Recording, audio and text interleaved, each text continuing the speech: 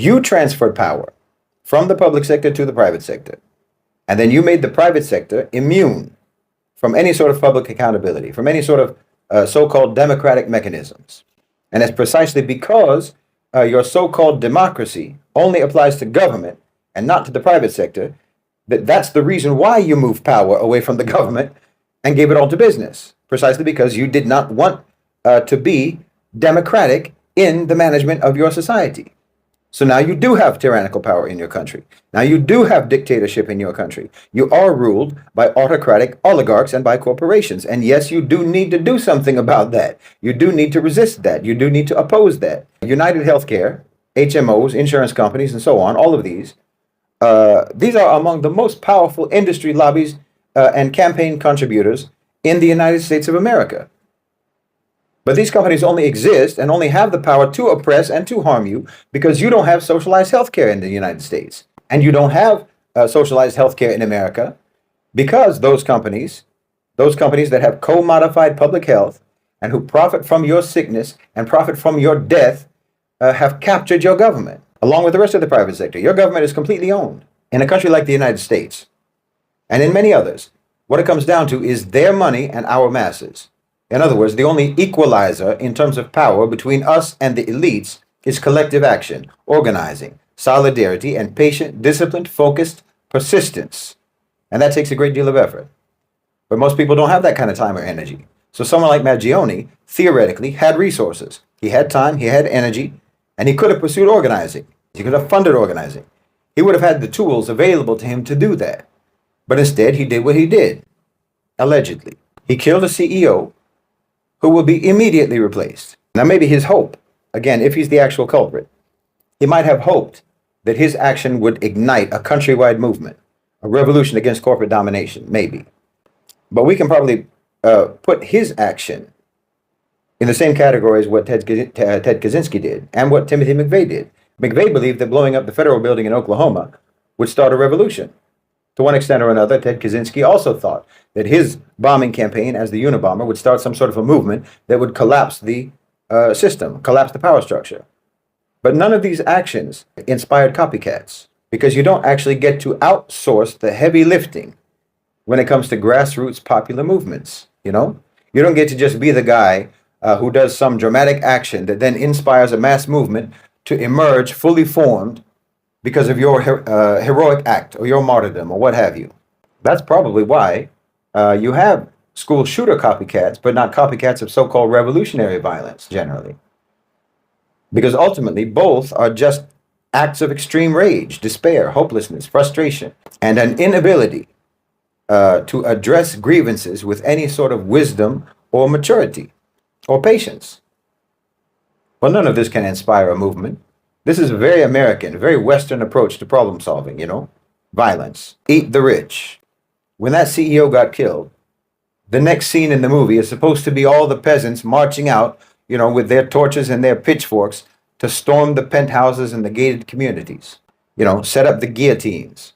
Start eliminating all the corrupt, greedy, super rich by the dozens. That's the movie script.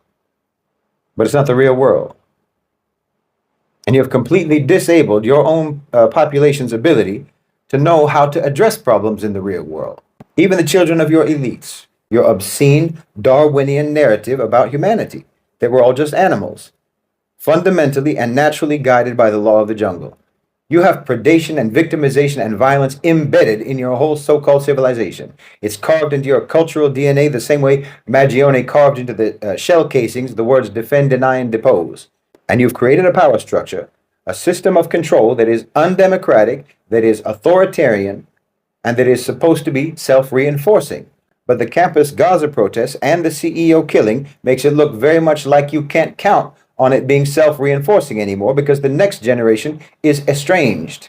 So you have an oppressive system in your country that has made everyone believe that it cannot be held accountable, that it cannot be changed, that it cannot be modified, that is completely contemptuous of the population and completely rejects any externally demanded discipline or ethical reform. A system that has very deliberately made people feel powerless to change it. Even the people within the system, within the power structure, even they have been made to feel that the power structure is unchangeable and that it's impossible to hold it to account. And you have all that in a society where you believe that human beings are adversarial beasts in a zero-sum contest for survival and dominance. Well, how do you think that's going to play out? See, you did what you did with your society because you have this mentality, this predator-prey mentality. You don't have democratic instincts. You don't believe for a second that the people are supposed to hold power accountable. You only ever said that because you know that you come from a so-called civilization that abuses power as a function of power. So you have a deep paranoia and a suspicion about those in power because you know how you are. You know that you can never resist abusing power because fundamentally you do believe in the law of the jungle. So you came up with this democratic theory, this artificial model of public accountability for the government, and then you almost immediately shifted real power away from the government and you transferred it to the undemocratic private sector because, again, you can't help yourselves. Once any of you have any power, you reject accountability. So yes, you moved power into the private sector and declared that business must be untouchable. Business should be free to operate however it likes. And the so-called invisible hand of the market can wrap its grip around the throat of government. Well, you created this dynamic in your society, this law of the jungle, dog eat dog, winner take all. You created this dynamic in your society. You know, the one at the top of the hill won't let anybody else up. So you have it designed so that the only way for anyone to ever be at the top of the hill is to knock the other guy down. You understand me?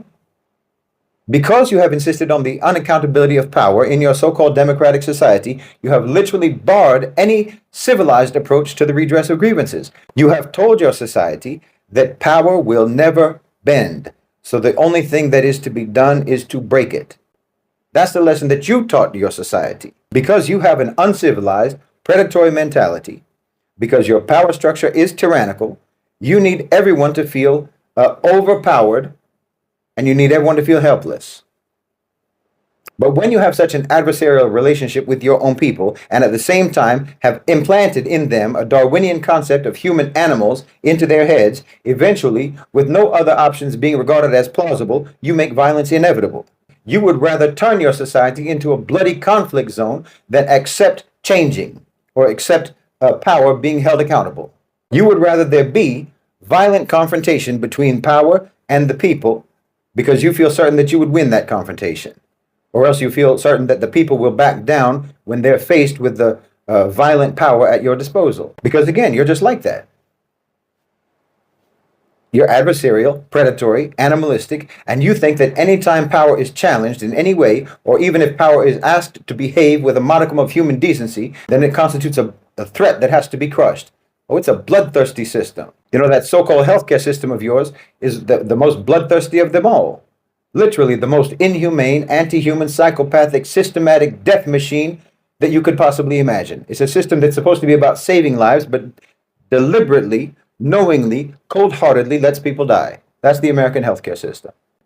And as long as the lower classes are the only ones who are outraged about this reality, well, that's fine, because they can't do anything. But now you have your own elite class outraged about it to the point of violence. This is a total system meltdown in America. I told you that there were going to be all sorts of terrorist attacks in the West, in America, in Europe, and so on. All sorts of violence, because your societies are breaking down. There's going to be political violence, there's going to be racial violence, there's going to be class violence, and there's obviously going to be random criminal violence.